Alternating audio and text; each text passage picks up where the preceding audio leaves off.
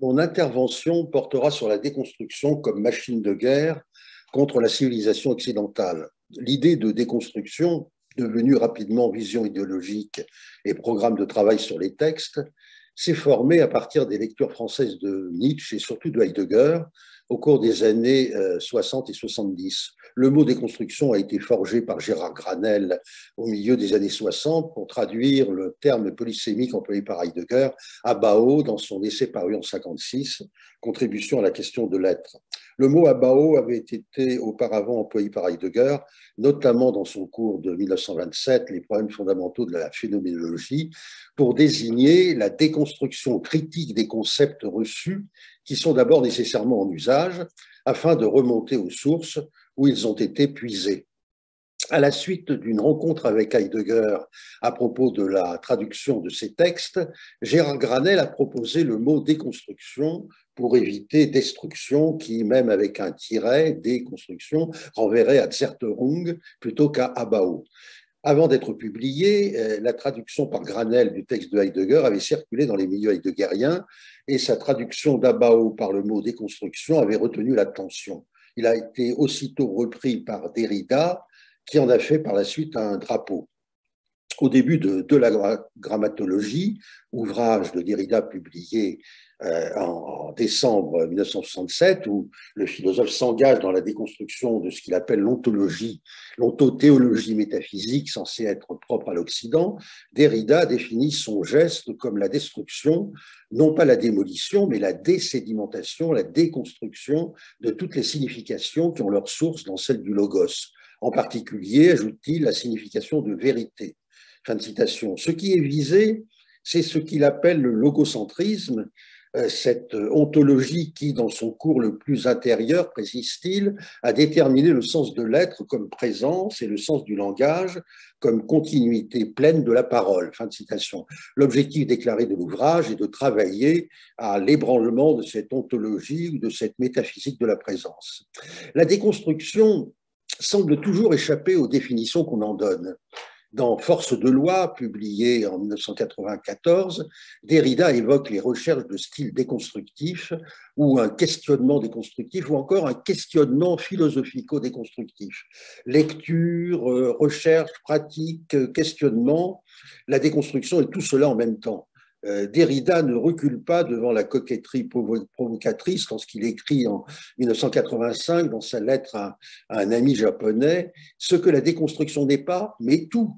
Qu'est-ce que la déconstruction? Mais rien. Disons plus simplement qu'elle est indéfinissable. Ces interrogations, ces autocorrections indéfinies et ces tours de passe-passe n'ont nullement empêché la sloganisation de ce mot à la fois obscur, sonore et scintillant, outil privilégié d'un nouveau pédantisme à la portée de tous.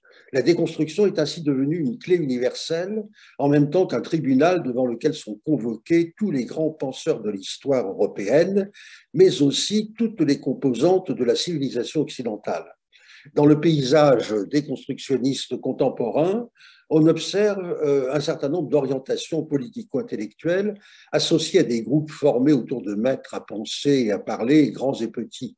Simplifions le tableau en distinguant, d'une part, la déconstruction du discours philosophique et politique occidental, qui suppose des analyses critiques sophistiquées conduites par des universitaires restant ou non dans leur domaine de compétences respectifs, et d'autre part, les politiques de la déconstruction menées par des intellectuels engagés qui, puisant leurs thèmes et leurs arguments dans diverses disciplines, prétendent accomplir une critique radicale des sociétés occidentales dans tous leurs aspects, en vue d'une transformation globale qui prendrait la relève des utopies révolutionnaires modernes.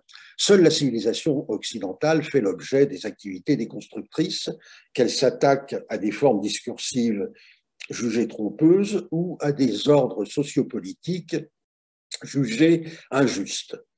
Incarnation supposée de la volonté de puissance et de domination, matrice désignée de l'exploitation capitaliste et de l'impérialisme colonial, le monde occidental est traité par les déconstructeurs comme l'ennemi absolu. La déconstruction est l'arme intellectuelle censée permettre de dévoiler l'insoutenable face cachée de l'Occident, à savoir son racisme et son sexisme, considérés comme des héritages culturels à dénoncer en attendant de les abolir. La conclusion logique du déconstructionnisme est qu'il faut en finir avec la civilisation occidentale. La mode déconstructionniste, à la fois intellectuelle et langagière, présente quatre traits distinctifs: sa longue durée, sa force d'intimidation, sa vitesse de propagation internationale et sa traduction en une vulgate dont les variantes se rencontrent dans des domaines extrêmement divers, de l'art contemporain à la pédagogie, de l'antiracisme et du néo-féminisme, au discours publicitaire et à la propagande politique. Le mot d'ordre des déconstructeurs est simple: tout peut et doit être déconstruit. Mais il est trompeur, car seule la culture occidentale fait l'objet d'une déconstruction systématique. Il n'est pas question, par exemple, de déconstruire le ressenti victimaire des catégories sociales dites minoritaires, dominées ou racisées.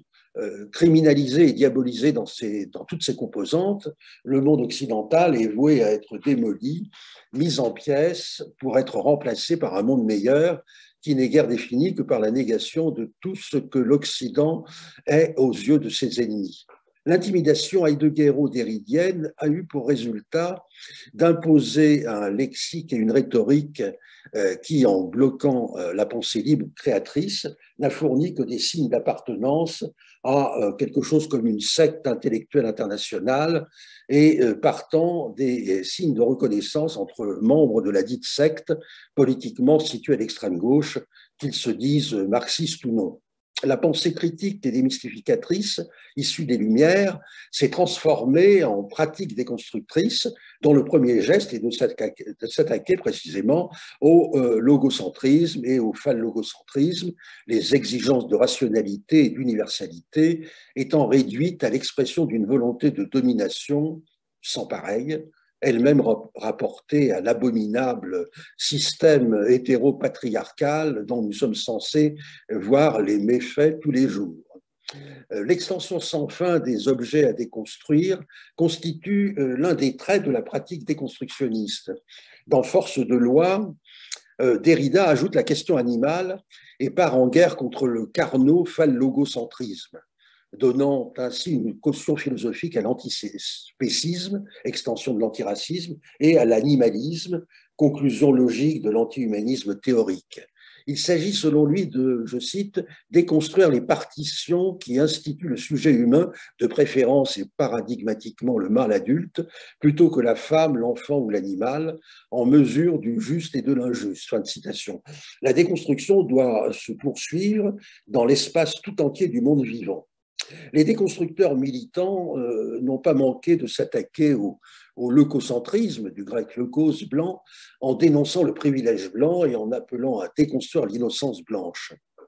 La leucophobie s'est installée dans le discours politiquement correct sous couvert d'antiracisme.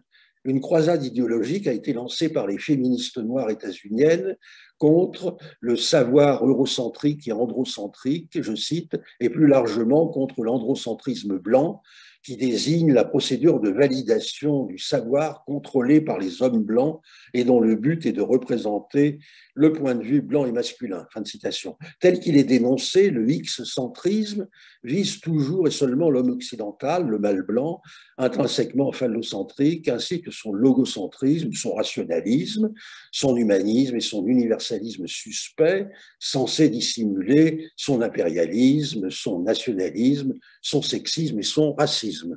Les nouveaux précieux et les nouveaux pédants à visage radical se sont donc installés sur les terres de la déconstruction en même temps que sur celles de la révolution. Le mouvement woke est issu de ce moment déconstructionniste politisé qui dure depuis plus d'un demi-siècle et a conduit dans l'enseignement supérieur à multiplier les studies, black studies, queer studies, gender studies, etc., lesquels permettent aux activistes de prendre d'assaut les universités et d'occuper le terrain médiatique et académique, bien sûr.